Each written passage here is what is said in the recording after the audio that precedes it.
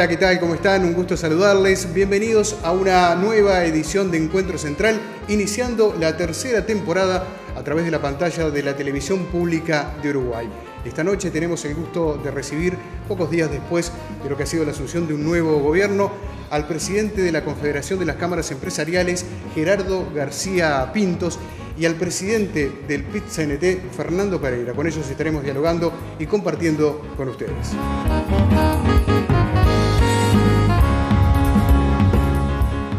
Es un gusto recibir al presidente del PIT-CNT, Fernando Pereira, en esta ya tercera temporada de Encuentro Central aquí en la pantalla de la televisión pública de Uruguay. Bienvenido, Pereira. Un placer, como siempre. Muchas gracias por acompañarnos. Bueno, estamos a pocas horas de la asunción de un nuevo gobierno. Sus primeras impresiones. Bueno, yo parto de la base de que 35 años después de la reapertura democrática, que un presidente le pase la banda a otro, en sí mismo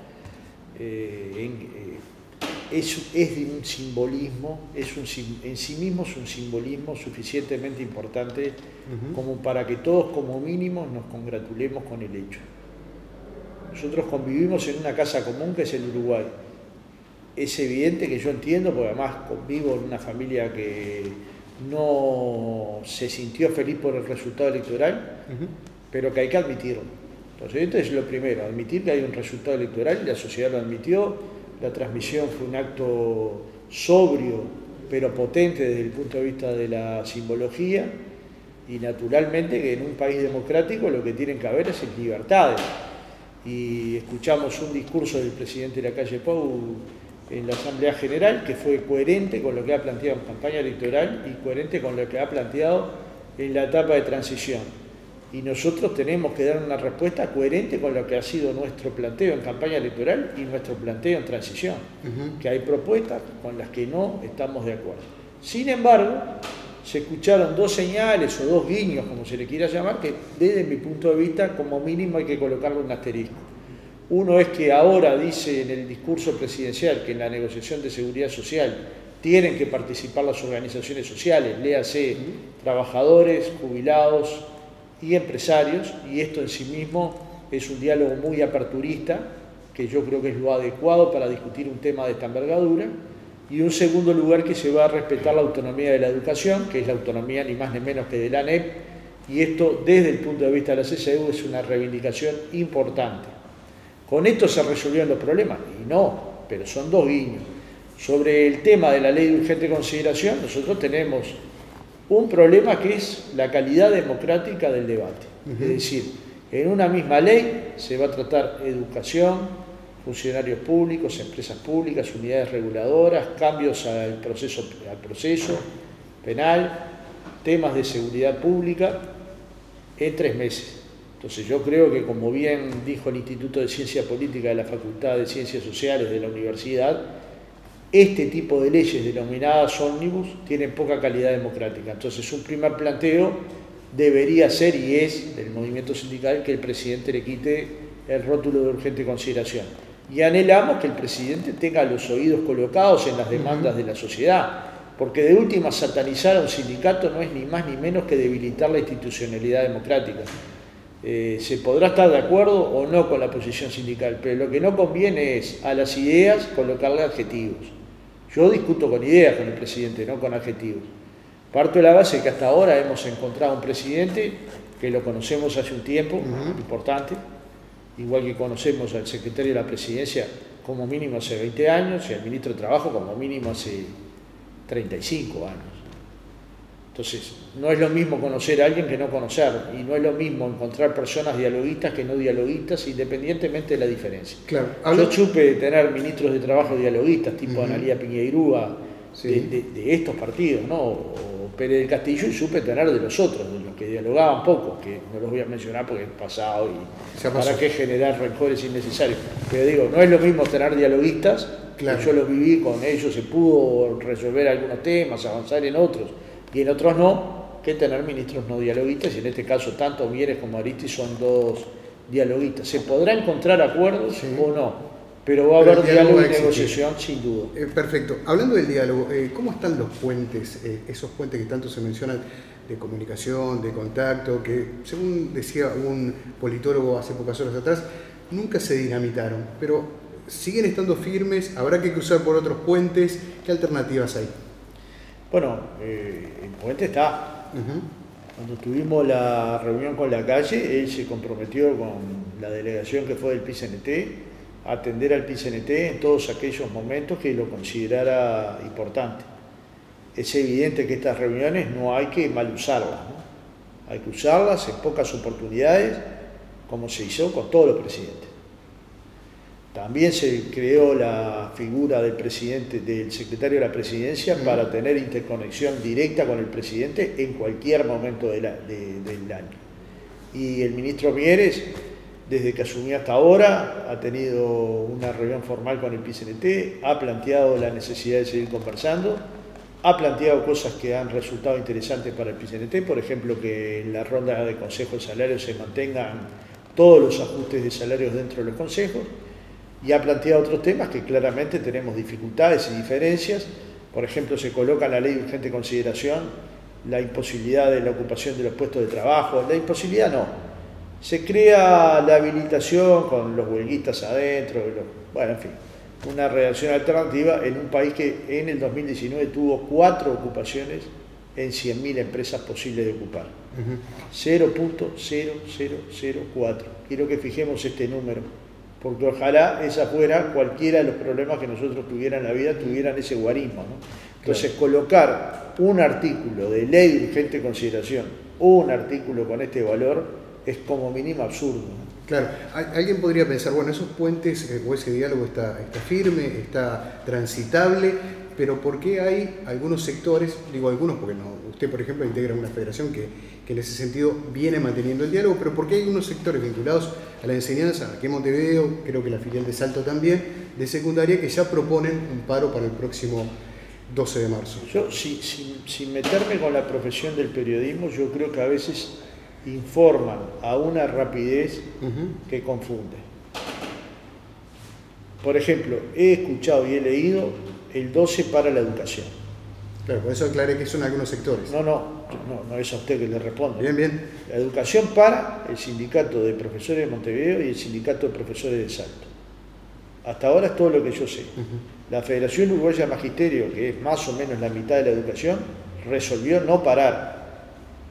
¿Qué hizo? Se declaró en preconflicto porque está discutiendo un borrador de proyecto de ley, un anteproyecto de ley.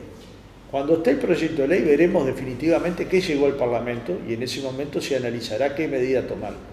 Pero es legítimo la medida de ADES. Dicen, es ideológica. Sí, tan ideológica como los argumentos para decir que no. Por ejemplo, que se deja un día sin clases a los alumnos menos pudientes. Yo solo voy a dar algunos datos del monitor educativo. En la educación primaria hubo 185 días de clase el año pasado. Los niños asistieron a clases en promedio 158 niños. Si uno mira lo de contexto con mayores ingresos, más de 170 días. Si mira lo de menos ingresos, en el entorno de 150 días. O sea que algunos niños faltaron a clase 35 días. 3 fueron por paro. Nos parece que el problema del ausentismo escolar tiene algo que ver con los paros de docente de secundaria, de docente primaria, o tiene que ver con cañadas que se inundan, casas sin piso, cuidado de hermanos, analfabetismo por desuso de los padres, algunas circunstancias de talla, tamaño, peso. Entonces vamos, analicemos con objetividad, pero sin satanizarnos. La medida del gremio responde a un rechazo que tienen sobre un anteproyecto de ley y es legítimo tener esa diferencia. Lo que no se puede decir es que la debilidad educativa está vinculada a los paros de profesores o de maestros, porque son personas recomprometidas con la educación de los chiquilines, que muchas veces tienen enfermedades profesionales. Averígüelo en Salud y Bienestar Escolar, ahora tiene otro nombre, pero es el nombre que se le conoce habitualmente. La cantidad de enfermedades profesionales que tienen maestros y profesores, o porque tienen 50 años de clase, o porque le tocan clases numerosas en contextos, o porque claramente está difícil la circunstancia en la que ejercen la profesión. Pero averigüe cuántos maestras y maestros van a las casas de los chiquilines con mayores dificultades, con la deserción, para intentar que el niño venga a la escuela, para complementar su educación escolar con el plan maestro comunitario, cómo contribuye en el plan maestro más maestro.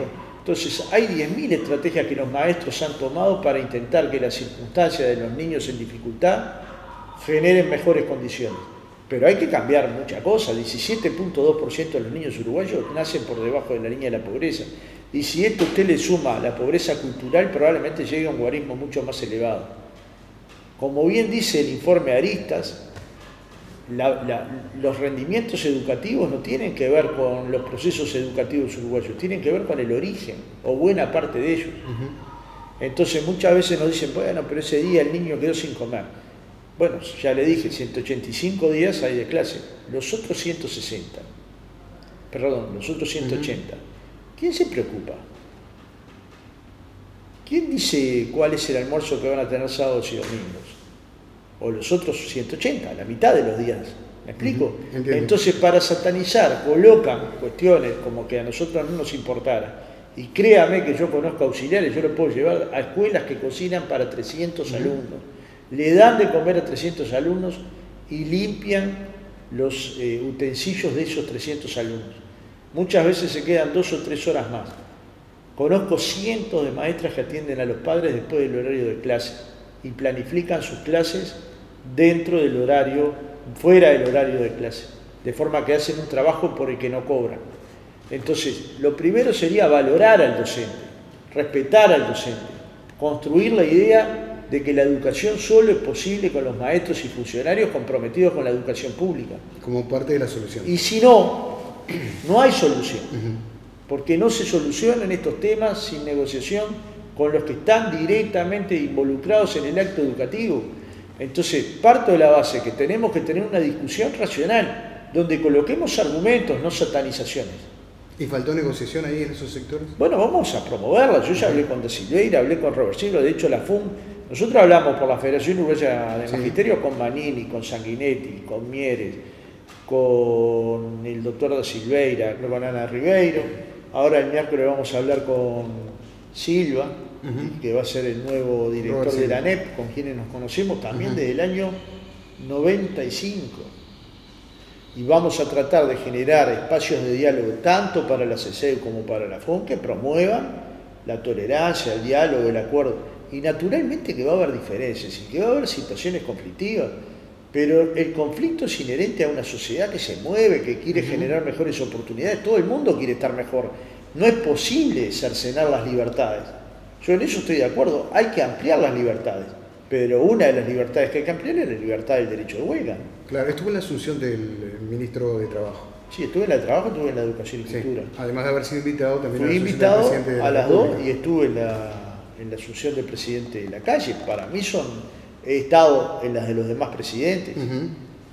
En sí mismo es una cuestión institucional que yo respeto, que yo aprecio, que creo que está bien que se haga de la manera austera que se hace en el Uruguay, y que parto de la base de que la mitad de los uruguayos, más un poquito, eligieron al presidente actual, y que eso en sí mismo tiene que tener reconocimiento. Y además confieso que el presidente ha dado muestras claras de que quiere dialogar con el movimiento obrero. ¿Está de acuerdo con el movimiento obrero? Es obvio que no. Pero antes de la elección nosotros habíamos dicho que no teníamos neutralidad, que muchas de las propuestas que hacía la calle Pou a la ciudadanía, nosotros no la compartíamos. Y ustedes se acordarán que hubo una discrepancia por cierta campaña, pero en cierta medida decíamos, va a venir una ley de urgente consideración, porque lo está promoviendo, no se sabe el contenido, pero es natural que el contenido se parezca mucho al programa, y dentro de ese programa hay cosas que para el movimiento obrero no son compartidas por el movimiento obrero. Esto quiere decir que no se puede hablar siempre. Claro. Cuanto más dificultades hay en un lugar, más hay que hablar, más hay que negociar, más hay que tender puentes. Vamos a cerrar con esto, Fernando, para un futuro o futuros encuentros, entre otras cosas para hablar, por ejemplo, a mí también me llamó mucho la atención el discurso del flamante presidente del tema de la reforma de la seguridad social y que lo planteara como uno de los temas relevantes en su discurso. Pero vuelvo a lo de Mieres y le pido una respuesta lo más corta, lo más breve posible. Allí él habló, el nuevo ministro, de la posibilidad de flexibilizar los descuelgues de los consejos de salarios. ¿Cómo fue tomado? Para mí, bien. No lo he colectivizado, fíjese que eso lo planteé ayer, pero los descuelgues son, si una empresa no está en condiciones de asumir lo que laudó el Consejo de Salarios, tiene que demostrar que no está en condiciones. Lo primero que cualquier trabajador quiere, cualquiera, es preservar su puesto de trabajo, porque el 10% de una persona sin trabajo es cero. Obviamente, si la empresa puede pagar el aumento, nadie va a aceptar el descuelgue. Pero si la empresa demuestra que tiene dificultades, es evidente que hay que aceptarlo. Ahora, la flexibilidad no puede pensarse como la discrecionalidad de decidir un descuelgue sin que se presente información. Si se presenta información, parto de la base que no va a haber ninguna dificultad porque no la ha habido en la mayor parte de las ramas de actividad que se han querido descolgar. Y algunas se han descolgado del sistema financiero, pequeña financiera. Pero la preservación ahí de los lugares de trabajo fue por encima del aumento salarial, porque obviamente que lo primero es tener un trabajo. Ese no es un problema. El problema sería si se quitaran los ajustes salariales a la totalidad de los trabajadores sobrelaudados. Eso sería un enorme problema que yo pienso que el presidente entendió y de hecho en la reunión nos manifestó que se iban a mantener y yo parto de la base de que le creo, creo lo que me dice. No comparto mucho de las posiciones que tiene, él no comparte muchas de las que yo tengo, pero parto de la base que le creo que lo que me dice lo va a cumplir. Pereira, gracias, ha sido un gusto como siempre. A las órdenes, un placer. Una pausa y ya seguimos con más Encuentro Central.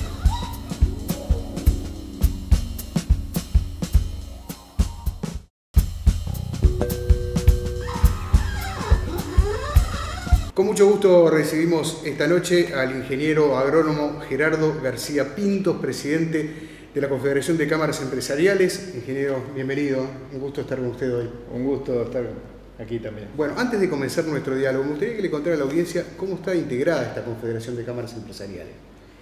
Bueno, somos 26 asociaciones, cámaras, organizaciones empresariales de todos los sectores productivos del país, que por el Banco Central y el Instituto Nacional de Estadísticas son 8 sectores y nosotros agregamos un 9º que son las tecnologías de la información. Entonces, 26 cámaras que a su vez, como son muchas de segundo orden, contienen más de 270 gremiales y la sumatoria de los socios de las 270 más las 26 son más de 65.000 empresas socias. En todo el país. El Uruguay tiene un poco más de 200.000 empresas. De esas 200.000 empresas, más o menos unas 100.000 son unipersonales. Y bueno, el resto no son unipersonales. Y bueno, nosotros sostenemos en Uruguay hay libre asociación.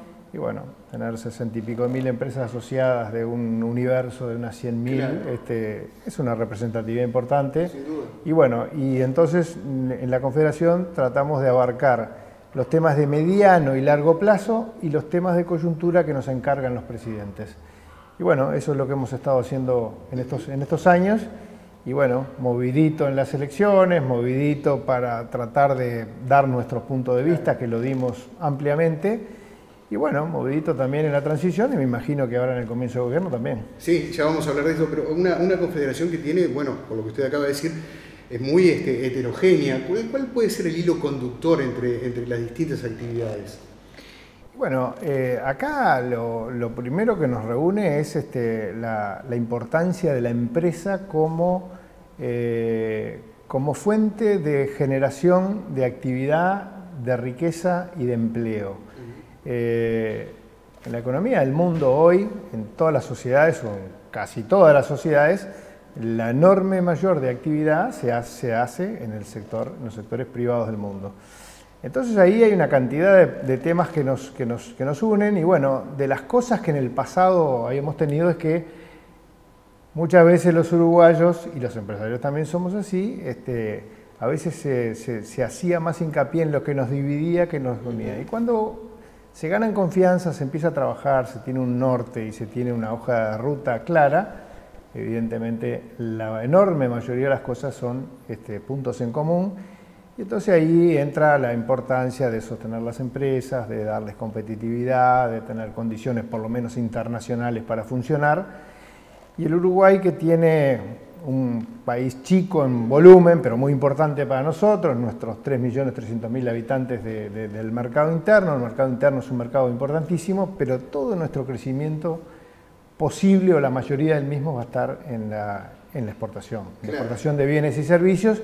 Entonces hay una cantidad de cosas que nos unen, y este funcionamiento de varios años lo que nos ha traído es una automatización, una ganancia de confianza, el tener una mesa única, con lo cual los temas salen con enorme fluidez y prácticamente no hay muchas diferencias, salvo casos puntuales. Y de las cosas que hemos hecho es, cuando hay dos sectores que tienen algún tema en disputa, porque es lógico y es de la vida cotidiana, ese va afuera de la Confederación. Y bueno, y estamos funcionando bien. Bien, mercado interno, exportaciones, digamos, se podría hacer una trilogía también con el tema de la inversión extranjera. ¿Cómo es mirada desde la Confederación la inversión extranjera en nuestro país? La inversión, bienvenida sea toda la inversión, sea de carácter nacional, sea de carácter extranjero. No hacemos distingos en ese sentido. Sí, lo que queremos es tener las mismas condiciones para los nacionales que para los extranjeros. Y bueno, pero no hay nos parece muy bien que venga inversión extranjera. Lo que no nos gusta es cuando algunas veces parece como que se le da más facilidad al extranjero que al nacional, y tampoco debiera ser al revés, Claro, desde el gobierno se ha señalado fuertemente como, digamos, un buque insignia, un ahorro a nivel del Estado de unos 900 millones de dólares, la intención de bajar el déficit, que está cercano al 5%, o 4.6% según el último dato. Esa masa de dinero que se estaría de alguna manera intentando ahorrar, también se estaría retirando de circulación. ¿Podría afectar al mercado empresarial?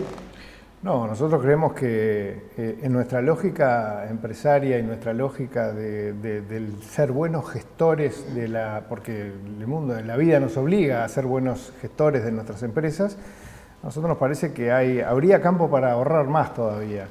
Y claro, porque hay unos estudios del BID de hace un par de años que hablan del malgasto, y esos estudios del BID hablaban de más, hablaban de 1.200, 1.300 millones de dólares de ese orden.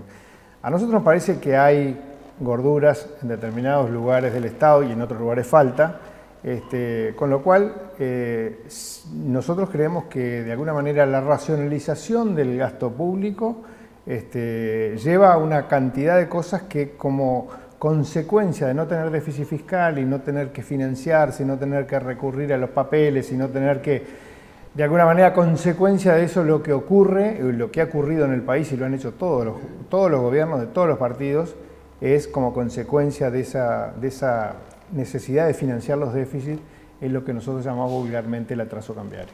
Claro. Lo dijo la ministra de Economía al asumir en estos días, y bueno, eso a nosotros nos parece que el ahorro y la racionalización del gasto público, una de las cosas que va a llevar es a tener menos atraso cambiario y a tener los precios de los insumos principales, que son los combustibles y la energía eléctrica, a precios internacionales, que no lo hemos tenido a valores internacionales.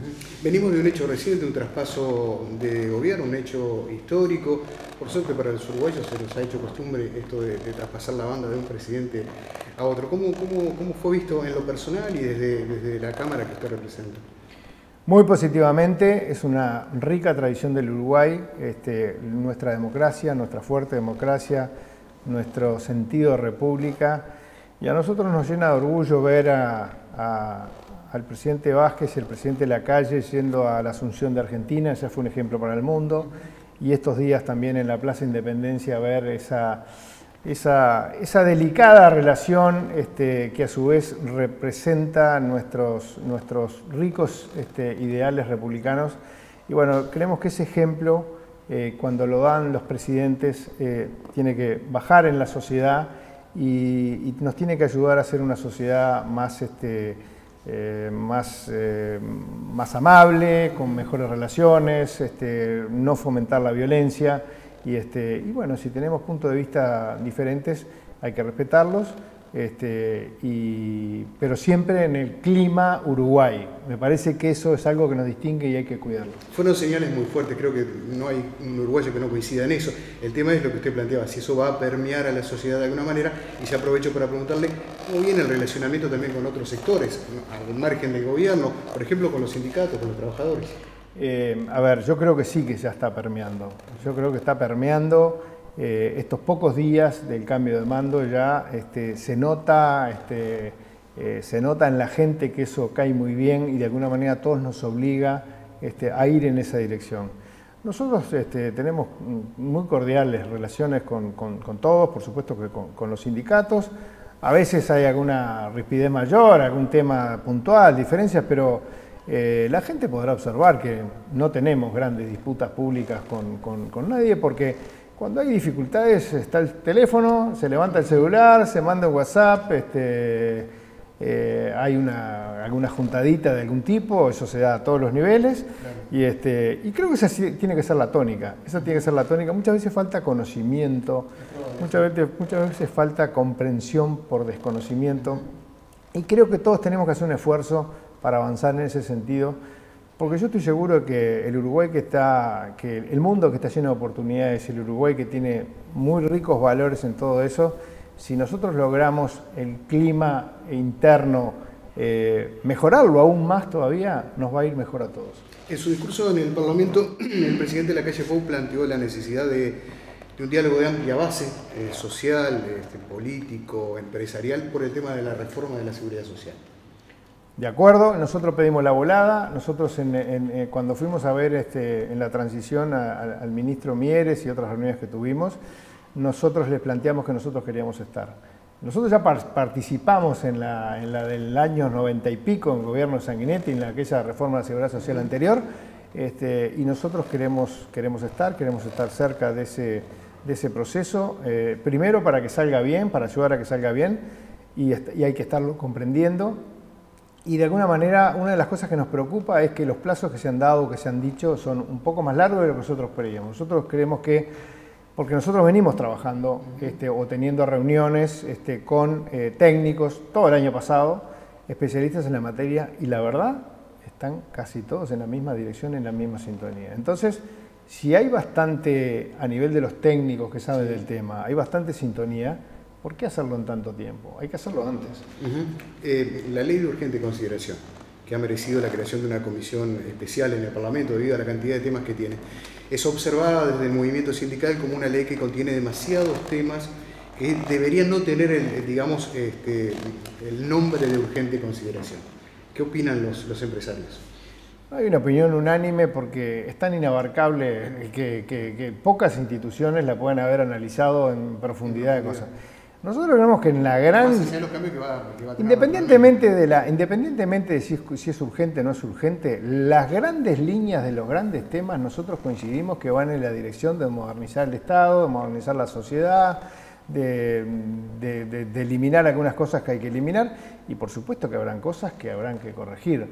Nos parece que es un marco, un borrador de un análisis inicial, que creo que el gobierno que se está instalando lo pone para de alguna manera poner toda la carne en el asador en un proyecto de ley, y sí, puede ser opinable que haya temas que son urgentes o no son urgentes, pero yo prefiero que se pasen de velocidad a que se queden para atrás y no hagamos nada. Hay muchos otros temas también que me gustaría conversar con usted, obviamente por cuestiones de tiempo no podremos abarcar todos, pero ¿cuáles son, digamos, los temas que están hoy en agenda para la confederación que usted preside? Acá hay temas urgentes y hay temas estructurales. Sí. En los temas urgentes para las empresas están con enormes dificultades de competitividad. Y están con más dificultades de competitividad en el interior y en las zonas de frontera que en la zona metropolitana. La zona metropolitana se defiende más con el volumen de gente.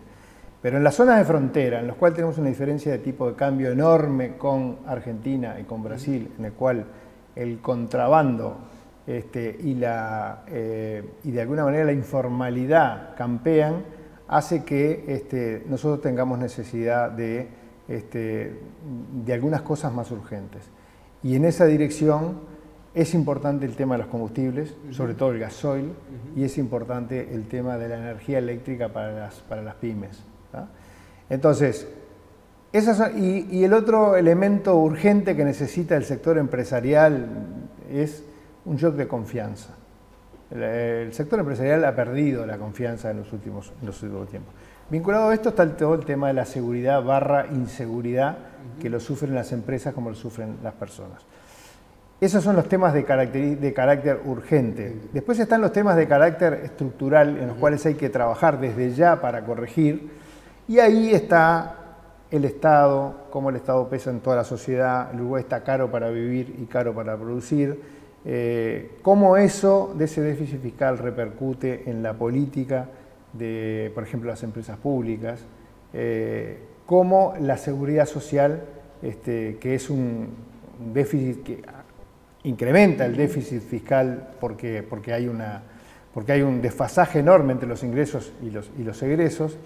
La reforma de la educación, nosotros creemos que hay que trabajar fuerte y ya en el avance de la reforma de la educación, que la tienen que hacer los especialistas, y nosotros tenemos que acompañar, desde el sector privado tenemos que acompañar, porque el Uruguay, que era una maravilla de educación hace una punta de años, hemos perdido porque otros del mundo avanzan y nosotros estamos formando a nuestros jóvenes con un déficit que es importante, porque esto es relativo a lo que van haciendo los demás países en el mundo. Y también respecto a temas que tienen que ver con el futuro, y con el futuro como tema estructural, está la inserción internacional que el Uruguay se debe dar y debe mejorar. Se han hecho cosas, pero nosotros necesitamos ir a una velocidad mayor.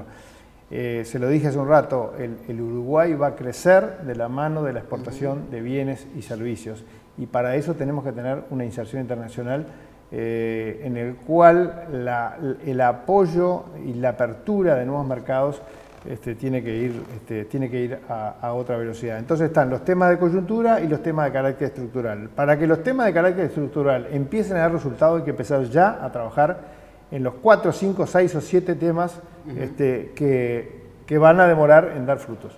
Está claro, se nos ha ido el tiempo. Le vamos a pedir que nos acompañe en otra oportunidad, porque este programa, que está transitando su tercer año, se ocupa mucho de los temas vinculados al empleo del futuro, al futuro de nuestros empleos, que supongo también interesa y mucho a las cámaras empresariales. Por supuesto, el empleo es fundamental. De las cosas que han pasado en estos años es que por un lado está la automatización en el cual el mundo va, y por otro lado va el Uruguay y las reglas de juego adentro de Uruguay, en los cuales los empresarios no han confiado en los últimos tiempos, y queremos confiar, y bueno, que el ministro Mieres nos hable de que un ministerio que quiere ser neutro, a eso nosotros nos satisface que lo diga, y ahora hay que ver que se haga. Gracias, ingeniero, por acompañarnos, ha sido muy amable. Una breve pausa y ya seguimos con más Encuentro Central.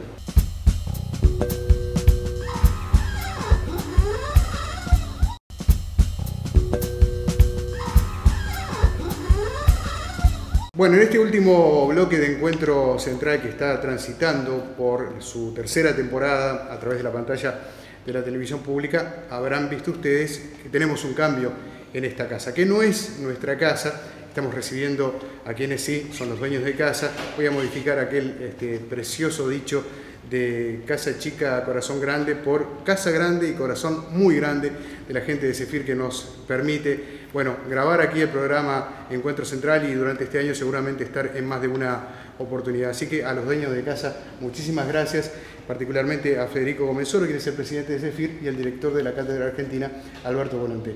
Gracias a los dos.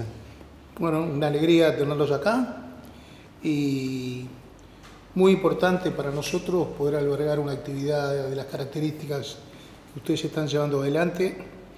Para nosotros el tema de integración, el Zephyr en verdad es un centro de formación para la integración regional, así se llama, y cuya función principal tradicionalmente ha sido la formación de cuadros de gobierno para la integración.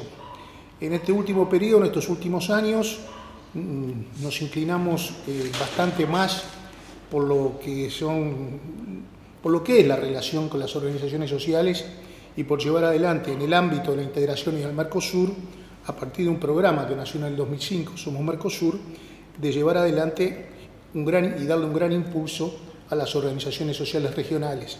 Así fue que participamos, organizamos todo lo que se refiere a las cumbres sociales del Mercosur, lo cual nos permitió, tener una relación con el mundo de las organizaciones sociales a nivel de nuestros países, muy importante y muy profunda. Quiere decir entonces que para nosotros no es nuevo ni vincularnos mucho a la política internacional del país, mucho a la integración y también mucho a las organizaciones sociales, especialmente a las organizaciones de trabajadores. Entonces para nosotros, que esta actividad que ustedes llevan adelante, que el programa que llevan adelante se esté filmando aquí en nuestra casa, no nos es nada ajeno, nos sentimos muy en el métier, muy cerca de esta actividad, nos importa mucho y en la medida que podamos ayudar, más allá de albergarlos aquí, también en otros mecanismos de acercamiento con otras organizaciones y en otras actividades, también esperamos poder cooperar y ayudar en el corriente año. Bueno, estamos todo el equipo muy agradecidos por el recibimiento que nos han dado. ¿Cuáles son los temas de agenda que está manejando el CEFIR para este 2020? Se lo dejamos al director de la Cátedra Argentina, en todo caso. En realidad, a lo que dijo nuestro presidente, el presidente del CEFIR, agregar esto que de alguna forma es el marco de la agenda. El CEFIR tiene un consejo de dirección internacional, donde está Chile, donde está Paraguay, donde está Brasil y donde está Argentina. De manera tal que esta es una institución que tiene un carácter, y es importante destacarlo, que en lo que se refiere a su naturaleza jurídica, en Uruguay es una fundación, pero en el mundo es una fundación de carácter internacional, reconocida internacionalmente por los organismos. ¿Esto qué quiere decir? ¿Una formalidad antilocuente? No. Es para demostrar que, en apoyo a lo que dijo Federico, hoy la integración, y Europa lo ha demostrado, ya se fue de las manos de los artífices de la diplomacia. La integración no es el encuentro de intereses nacionalistas, entre comillas, que en parte lo es, porque los intereses son dominantes, pero es la construcción de ciudadanía.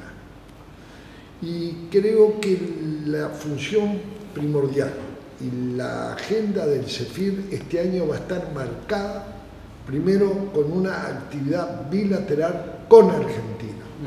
Me toca a mí, me han honrado dentro del CEFIR de hacerme cargo de la cátedra argentina, pero tenemos la convicción de que si siempre Argentina y Uruguay y Argentina han tenido identidades históricas y una raíz común, ahora, si miramos la región, para el lado que sea, hoy Argentina y Uruguay tienen un patrimonio común de estabilidad, de intereses comunes, pero basado sobre todo en los intereses de las sociedades. Por eso cuando el CEFIR privilegia los encuentros sociales, cuando el CEFIR privilegia los encuentros sindicales, sean sindicatos uruguayos, en este caso en el nuestro, el PICNT, porque está unificado, pero en el caso de Argentina tiene diversas vertientes. Lo que buscamos es que, respetando la mesa diplomática, respetando lo que coordinan las cancillerías, muy importante, los acuerdos tengan esa raíz básica, que son el real sostén. Y si no, pregúntenle a los ingleses. El día que el pueblo dijo hasta aquí llegamos, no entro a juzgar la decisión de los ingleses, pero se fueron. ¿Por qué? Porque los pueblos, las sociedades al final hoy, gracias a Dios, y sobre todo como consecuencia de los medios de comunicación, de la integración, del conocimiento, de las redes, de lo que sea, para mí que ya tengo unos años. Por eso el mundo es mejor, el actual y el que viene. Hoy la gente está permanentemente informada, muy cerca de las cosas, y en algo que antes parecía que era para los grandes salones, ahora es para las grandes decisiones de las sociedades. Y el CEFIR tiene esa tarea. Es, sí, por supuesto, integración regional. Fue docencia para quienes tenían responsabilidades de gobierno. Sigue teniendo esas actividades. Tenemos a gente como Gerardo Caetano, que es hablar de la mejor de la Academia Nacional. Pero la tarea final es esta, acercar.